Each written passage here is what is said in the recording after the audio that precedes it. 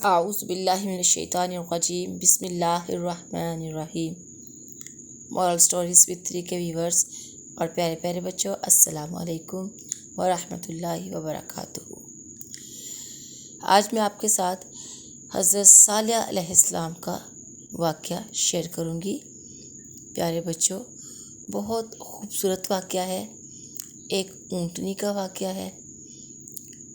حضرت صالح علیہ السلام کی قوم نے کس طرح سے حضرت صالح علیہ السلام کو چیلنج کیا کہ وہ ایک اونٹنی جو ہے اللہ کی طرف سے منگوائیں اور پھر ہم ایمان لے کے آئیں گے۔ یہ پورا واقعہ میں آپ کے ساتھ شیئر کروں گی۔ ویڈیو کو اینڈ تک سنیے گا، لائک اور سبسکرائب کیجیے گا۔ وقت ضائع کیے بغیر ہم ویڈیو کی طرف بڑھتے ہیں۔ پیارے بچوں، ہوا کچھ اس طرح کہ حضرت صالح علیہ السلام بھی سمود کی قوم کی طرف ہدایت کے لیے بھیجے گئے۔ انہوں نے اپنی ساری زندگی اپنی قوم کو اللہ تعالیٰ کی عبادت کے لیے بلاتے ہوئے صرف کر دی۔ انہوں نے کہا کہ اپنے اندر تمام برائیاں ختم کر دو، اللہ کو ایک مانو، اسی کی عبادت کرو۔ لیکن ان کی قوم اتنی نافرمان نکلی کہ اس قوم نے حضرت صالح علیہ السلام کو ہی الٹا پاگل کہنا شروع کر دیا، یعنی کہ بیوقوف کہنا شروع کر دیا اور انہیں قتل کرنے کی دھمکیاں دینا شروع کر دی۔ توبہ نعوذ باللہ۔ اس واقعے کا ذکر قرآن پاک میں بھی ہے، آیت آئی ہوئی ہے قرآن پاک میں کہ کس طرح سے لوگوں نے حضرت صالح علیہ السلام کو کہا کہ وہ جو ہیں اچھے پیغمبر نہیں ہیں، حالانکہ پیغمبر تو اللہ تعالیٰ کا پیغام دینے کے لیے آتے ہیں نا، اور اللہ جو ان کو فرماتے ہیں وہی وہ کہتے ہیں۔ تو سورۃ الحجر اس کی آیت نمبر ہے 80، قرآن پاک میں موجود ہے سورۃ الحجر۔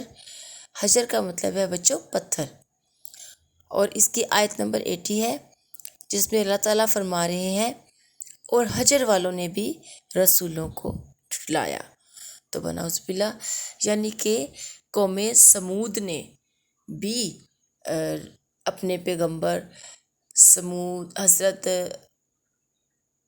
صالح علیہ السلام کو جھٹلایا، حضرت عاد علیہ السلام کو جھٹلایا، یعنی کہ حجر والوں میں عاد اور سمود کی قومیں شامل ہیں۔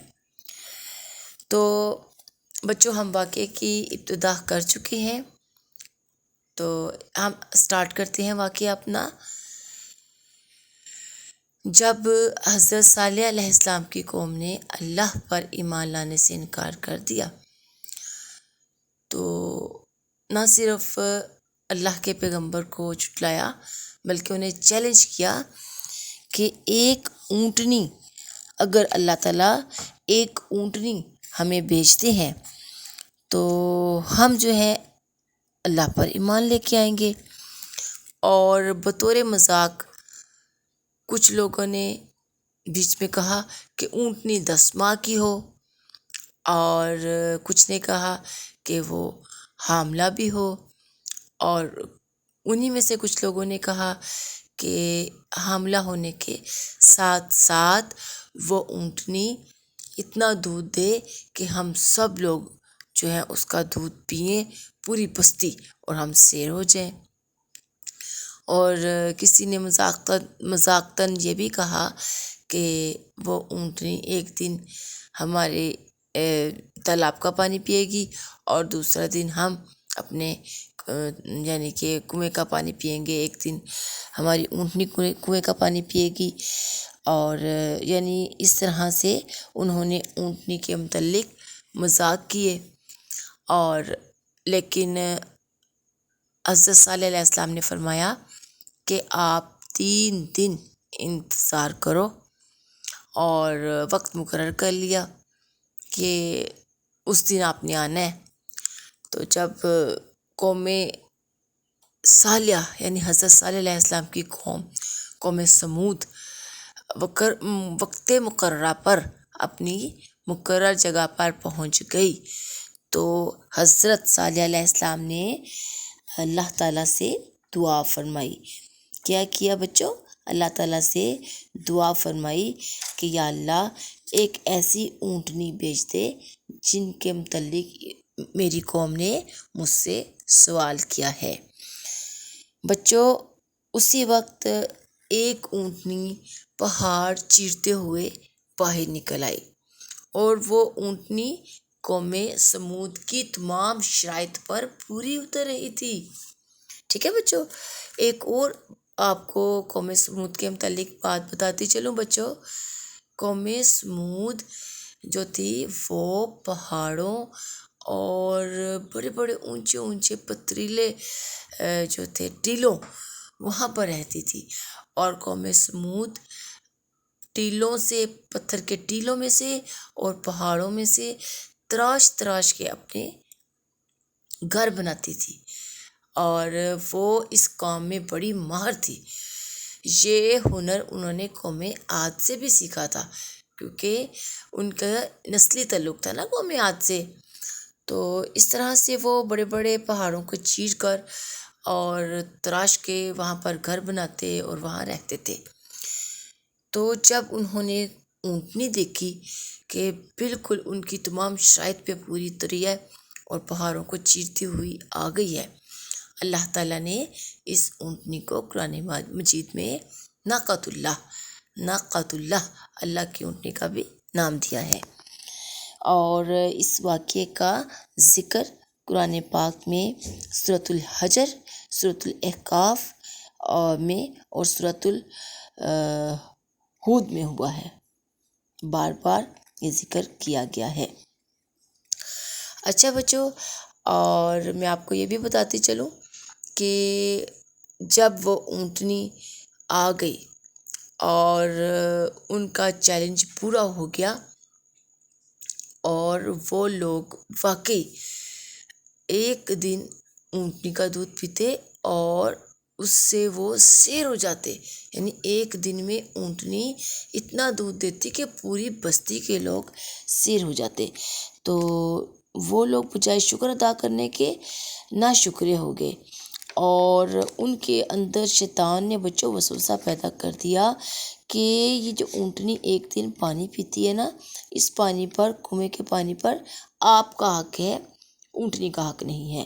تو ان کی حضرت صالح علیہ السلام کی قوم نے ایک طاقتور شخص تھا اس زمانے کا، قطار بن سالف، اسے کہا کہ تم اس اونٹنی کے یعنی کہ اس اونٹنی کے قاتل بن جاؤ، اس کو قتل کر دو، اور اگر تم اس کو قتل کر دو گے، مار دو گے، تو پھر ہم ایسا کریں گے کہ تمہیں جو ہے ایک خوبصورت لڑکی کے ساتھ بیاہ دیں گے۔ آپ کو ایک بات اور بتاتی چلوں پیارے پیارے بچوں، کہ اس اونٹنی کو نقصان پہنچانے سے حضرت صالح علیہ السلام نے بحکم الہی منع فرمایا تھا اور کہا تھا کہ اس کو بالکل تنگ نہیں کرنا اور اس کو بالکل آپ لوگوں نے نقصان نہیں پہنچانا۔ اور قرآن پاک کی سورت نمبر 11 اور قرآن پاک کی سپارہ نمبر 11 سورت ہود اور آیت نمبر 64 میں اللہ تعالیٰ نے اس آیت کا ذکر کیا ہے، اور اس میں حضرت صالح علیہ السلام اس طرح سے فرماتے ہیں کہ اے میری قوم، یہ اونٹنی اللہ کی بھیجی ہوئی ہے، اللہ کا معجزہ ہے، اسے زمین میں کھاتی ہوئی چھوڑ دو، اسے کوئی نقصان نہ پہنچانا، ورنہ تمہیں نقصان پہنچ جائے گا، تم نقصان والے ہو جاؤ گے۔ یہی آیت کا ترجمہ میں انگلش میں بھی کروں گی۔ And O my people, this is the she camel of Allah. She is to you a sign. She let her feet upon Allah's earth, and do not touch her with harm, or you will be taken by an impending punishment. تو جیسا کہ میں نے آپ کو پہلے بتایا کہ یہ پارہ نمبر 11 کی سورہ ہود اور آیت نمبر 64 ہے. دیکھیں بچوں، اللہ کے حکم سے حضرت صالح علیہ السلام نے اونٹنی کو چھیڑنے سے بھی منع فرما دیا، لیکن کتار بن سالف نے اپنے بندوں کے ساتھ مل کے اونٹنی کے پاؤں کاٹ دیے تو بنعوذ باللہ، اور اللہ کے آگے وہ گناہ کا مرتکب ہو گیا. اللہ کے نبی کا حکم اس نے ختم کر دیا، اس کی حکم عدولی کر دی. تو اس طرح سے حضرت صالح علیہ السلام نے حضرت صالح علیہ السلام کی قوم کا واقعہ بیان کر رہی تھی. حضرت صالح علیہ السلام نے قوم کو عذاب کی جو تھی وہ وعید سنا دی، اور 3 دن کے بعد ٹھیک انہیں بتا دیا کہ آپ کو اللہ کا عذاب گھیر لے گا. تو 3 دن بعد جو تھا کتار بن سالف، جس کا میں نے بتایا کہ وہ قوم سمود کا بڑا طاقتور شخص تھا، اس نے اپنے 9 گروپ جو بنائے ہوئے تھے ان کو لے کر حضرت صالح علیہ السلام کے گھر پہنچا تاکہ ان کو، ایمان والوں کو اور ان کے گھر والوں کو نقصان پہنچائے. لیکن ہوا کچھ اس طرح کہ انہوں نے حملہ بھی نہیں کیا تھا، تو اللہ تعالیٰ نے پہلے پتھر کو حکم دیا کہ جا کر قوم صالحہ پر برسے. تو پہلا پتھر جو تھا زمین پر آیا اور ساتھ ہی قوم سمود کے چہرے سیاہ ہو گئے. ساتھ بچہ آسمان سے آگ برسنے لگی اور زمین ہلنے لگی. اللہ کا عذاب نازل ہو گیا اور تمام لوگ تباہ و برباد ہو گئے. اور جب آپ حضرت صالح علیہ السلام نے ان کی تباہی کے بعد انہیں مردہ حالت میں دیکھا تو آپ بہت غمناک ہوئے اور کہنے لگے، کاش تم لوگ میری بات مان لیتے، اللہ پر ایمان لے آتے اور تمہاری دنیا اور آخرت دونوں ہی تباہ ہونے سے بچ جاتی. لیکن ایسا نہ ہوا. اور پھر حضرت صالح علیہ السلام وہاں سے مدینے کی طرف نکلے. مدینے کے شمال مغرب کی طرف آباد ہوئے. وہ علاقے مدائن صالحہ کے نام سے آج بھی موسوم ہے. وہاں پر آپ نے رہائش اختیار کر لی. حضرت صالح علیہ السلام حضرت سمود کے پوتوں میں سے ایک عربی نبی تھے. ٹھیک ہے بچوں، اور آپ نے ساری عمر تبلیغ میں گزار دی. تو ان کی زندگی سے ہمیں یہ سبق ملتا ہے کہ اگر کوئی شخص آپ کی سچ بات کو، آپ کی اچھی اور پیاری بات کو نہ مانے، یا کوئی گروپ یا گروہ آپ کی بات کو تسلیم نہ کرے، تو آپ کبھی بھی اپنا دل چھوٹا نہ کریں اور آپ ہمیشہ سچی، اچھی، پیاری بات کرتے رہیں، حق کی بات کرتے رہیں، انصاف کی بات کرتے رہیں، سچائی کی بات کرتے رہیں. تو اللہ تعالیٰ ہمیشہ آپ کا ساتھ دے گا. دشمنوں کو ہمیشہ اللہ تعالیٰ تباہ اور برباد کر دے گا.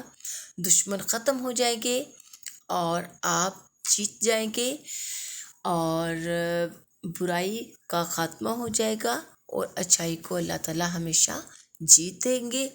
نیکی کو اللہ تعالیٰ ہمیشہ جتا دیتے ہیں اور برائی کو ہمیشہ اللہ تعالیٰ ناکام کر دیتے ہیں. تو امید ہے بچوں حضرت صالح علیہ السلام کا یہ واقعہ آپ کو پسند آیا ہوگا، اور آپ یہ واقعہ اپنے دوستوں کو بھی سنائیں اور اس کے ساتھ ساتھ اپنی جو ہے گھر والوں کو بھی سنائیں. ٹھیک ہے، اس طرح کے سچے واقعات جو ہیں آپ کی زندگی میں صبر و استحکام، اولو العزمی، ثابت قدمی پیدا کر سکتے ہیں. آپ کو حق بات پر ڈٹنے کی صلاحیت جو ہے آپ کے اندر پیدا کر سکتے ہیں. امید ہے میری ویڈیو آپ کو پسند آئی ہوگی. نیکسٹ ویڈیو کے ساتھ میں آپ کے پاس پھر حاضر ہو جاؤں گی.